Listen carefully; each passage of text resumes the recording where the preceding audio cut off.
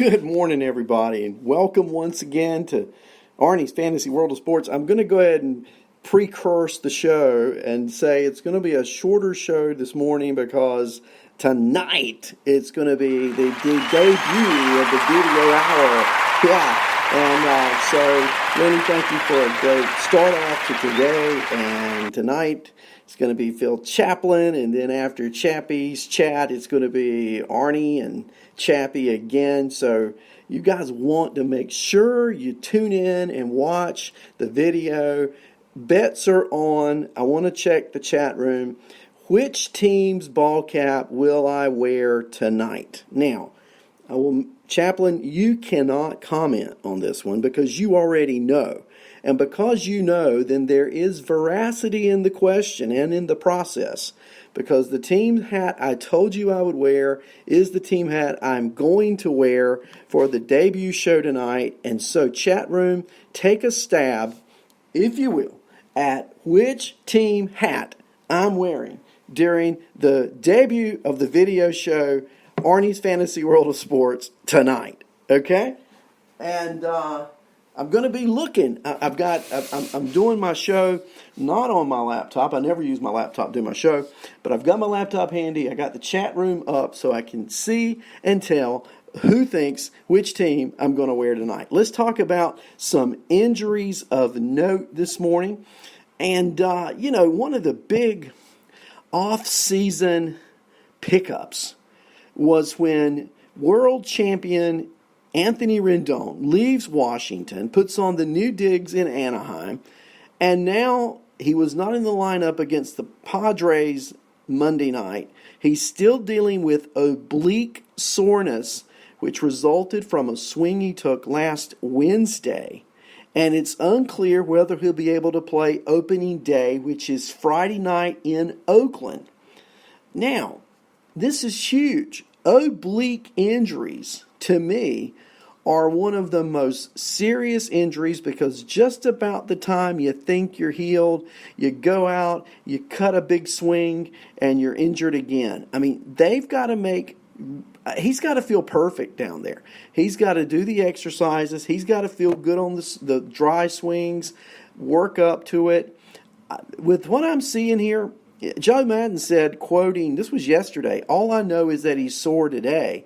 Those types of injuries are so unpredictable, and I really don't like to give finish lines for injuries.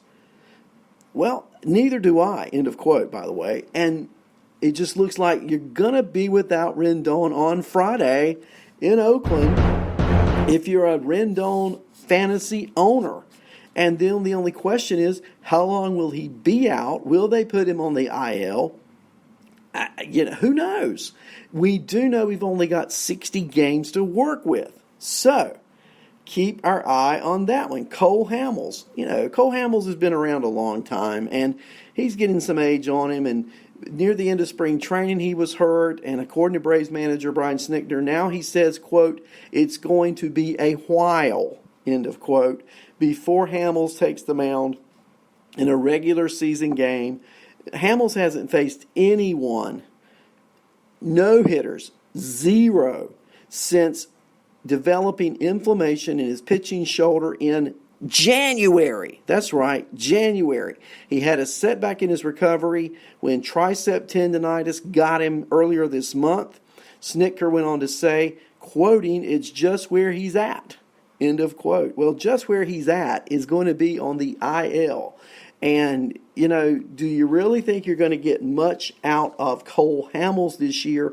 And so without Hamels, without King Felix, it opens the door. And how many of you guys are just clamoring to see what the likes of Touki Toussaint can do in Atlanta? Because now I think the door is open for that fifth starter. Who's it going to be? It could be a lot of people. The Atlanta Braves are loaded with minor league talent, particularly with pitchers. So, I don't know what they will do long term. Hamels is set to make a little less than $7 million. And so I like Tuki Toussaint. I think he should get a shot at it. We'll see. Keep your eye on that situation. Matt Adams returns to Atlanta. That's right. Remember, Matt Adams had signed, was released. He'd been a Cardinal. He'd been a National. Back now with Atlanta. I like this pickup, okay? Adding a left-handed hitter, strengthening their bench, providing another designated hitter option. We know Matt Adams, Moida's right-handed pitching. He hit 19 homers over 291 at-bats for Atlanta after Freddie Freeman fractured his left wrist in 2017. He's homered once every 15.1 at-bats while serving time with the Cardinals and Nationals. And the Braves, frankly, they needed another left-handed bat, and they've been looking for one since Markakis elected not to play on July 6th. So now they have time to get Adams in camp, evaluate him, figure out what he's going to do. The Mets released him this weekend. I never saw him really fit in a role with the Mets anyway. I mean, the one thing they really don't need is a left-handed older guy when they've got young bats. You've already got an older left-handed bat in Cano, and you've got you just got players there that he never was a good fit, okay? And so now he's in Atlanta. I like that fit for the Braves. We'll see. The Braves have decided to put Sean Newcomb in their rotation, the third spot. They have Folty beginning as the number 4 starter. Soroka's the number 1 guy. We know Max Fried is number 2. Now they've got Kyle Wright, Tuki Toussaint fighting for that 5th spot. Johan Camargo, his right hamstring has improved since he exited Saturday's game. He worked out on Monday. He and Austin Riley fighting for that third base job. I mean, a lot of injuries, a lot of openings. We're going to see how this all impacts opening day lineups. We talked about Ryan Braun this week. Okay, here you go. Now, we know Ryan Braun, over the last few years, has had a history of injury problems. Well, on Monday, yesterday, he missed his 6th straight scrimmage. And after days of referring to the normal aches and pains, as you call it, the 36-year-old outfielder, well, Craig Counsell's concerned. He's concerned he will not be available on opening day, and he said, quoting, "Past today, it's 2 exhibition games in 3 days before the season, so I don't know where we're going to end up there. I'm starting to get concerned for sure. We'll see how he responds today. He was better Sunday. It's kind of back, oblique, neck, all throughout his upper body. I think it's called getting older." Do you remember when you were 36? Did you feel like you did when you were 16? I mean, when you played baseball like every day. So Braun set to be in the DH role, but you got to be able to play. And so Braun said, quoting, "I understand the speculation. I have no plans to opt out. I'm 100% planning to play, just working through a slight oblique issue before I can play in games." End of quote. Now, so we've got Rendon with an oblique. We've got Braun with an oblique. We don't know how serious the pain is, but we know how serious and long-lasting an oblique is. Frankly, I'm losing patience with Ryan Braun. I've got him on one of my fantasy teams, and I'm thinking about saying, adios, amigo.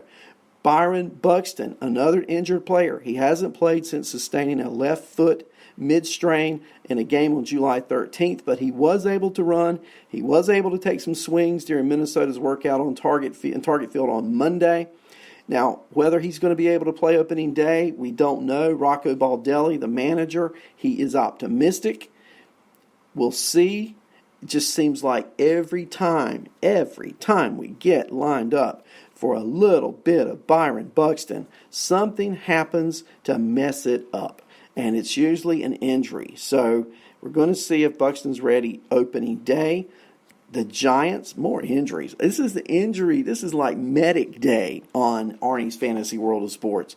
The Giants are going to be without both corner infielders opening day against the Dodgers. Not that the Giants needed any help not scoring runs, but now they're going to be without both Brandon Belt, who's got a sore right heel, and third baseman Evan Longoria with a right, guess what, oblique strain. There's the third one. They'll both begin the season on the 10-day injured list. And so without those bats, Gabe Kapler is really in a bind, right? So we don't know when they'll be back. We don't know who's going to take their place. But we do know Belt and Longoria are two of the few RBI producers in the lineup, and now they're not there. Dodger pitching, 4 games against the Giants. I'm like, give me all of that I can get right now in fantasy. Whether it's a bullpen, whether it's a starter, give me all the Dodger pitching I can get my hands on. So that's 4 games they start the season with San Francisco. Another injury. This one kind of hurts. A.J. Puck, placed on the 10-day injured list on Monday due to a continued shoulder strain he suffered earlier in spring training back in March. Now it resurfaces. He's their number 3 prospect. He was slated to be in the rotation. Puck had a strong return from Tommy John last year. Remember, he had a 3.18 ERA with 13 strikeouts in 11 and a third innings out of the bullpen. He had been shut down earlier in spring training. He was expected to be on a pitch limit, but now he's not on a pitch limit at all. He's on the IL, and we have no idea when we will hear from A.J. Puck. The Mets. Jed Lowry on the 10-day injured list due to left knee discomfort. Will he ever play a game for the Mets? Just curious. And Jake DeGrom, who had back tightness, said yesterday he felt no abnormal soreness in his back or his arm Saturday after throwing a bullpen session on Friday. He pitched a simulated game on Sunday at Citi Field, said he felt good. He's on track to start opening day against the Braves, and suggested he might could throw as much as 85 pitches. Not the 100-pitch limit that we typically see him on. Hey, but that's great news. At least something on the injury report sounds pretty good, right? More bad news. This is like the gloom and doom hour, right? The gloom and doom hour, sponsored by Arnie's Fantasy World Sports. Jake Odorizzi, scratched from his scheduled start Sunday due to upper back tightness. He's considered day-to-day. Anthony Rizzo, who's been dealing with lower back tightness, joined the lower back tightness club, Anthony Rizzo and Jake Odorizzi. Rizzo, who's been dealing with lower back tightness for nearly 2 weeks. I think he's been dealing with back problems for about 2 years. He took multiple ground rounds of batting practice at Wrigley Field prior to the exhibition game on Sunday against the White Sox. He fielded, took grounders, took simulated throws at first base, made throws to second. He said he felt good. He's hopeful to be in the opening day lineup against the Brewers. We shall see. The Cubs play like 17 games in a row to start the year. So look for Victor Caratini or someone to give him a day or 2 off. I think he gets probably 2 or 3 days off in that first 2.5 weeks. It's a long haul, 60 games, not as long a haul as it has been, but you don't want to lose Rizzo right off the bat. So look for the Cubs to try to keep him fresh. And if you've got him on your fantasy team, count on some days off here in the first few weeks. Quintana, the pitcher, he cut his finger. He played catch on flat ground. Had stitches removed from his left thumb on Wednesday of last week. We'll see when he comes back. Now, Cincinnati Reds. How many of you guys have picked the Cincinnati Reds to win the Central? I mean, I'm one of those. Okay, so let's just get that out of the way. Well, one of their key off-season acquisitions, Nick Castellanos, wasn't in the lineup for a second consecutive inter-squad game Sunday after being hit in the upper back by a Tyler Mahle pitch on Friday. Now, why are you guys hitting your own players? Crazy. Manager David Bell said, quote, "It's just a bruise and a matter of getting that swelling and soreness out of there," end of quote. But you got to have Castellanos, okay? I think Moustakas and Castellanos are huge for the Reds this year. I've heard some predictors of future events say they think Castellanos could be the National League MVP this year. But he's got to be healthy. At least it's a ball that was thrown at him, which I know it can be sore, but it's not an oblique like we've been talking about with other players this morning. You've also heard me talk about the Toronto Blue Jays. Well, what about Lourdes Gurriel? He had some kind of oblique issue, I think. It was called a, quote, left side discomfort, end of quote. But I think it's an oblique. He said Monday, quote, "I feel pretty good," end of quote. And he took live batting practice. So it looks like Lourdes Gurriel will be, hopefully, in that Toronto lineup. They got the Tampa Bay Rays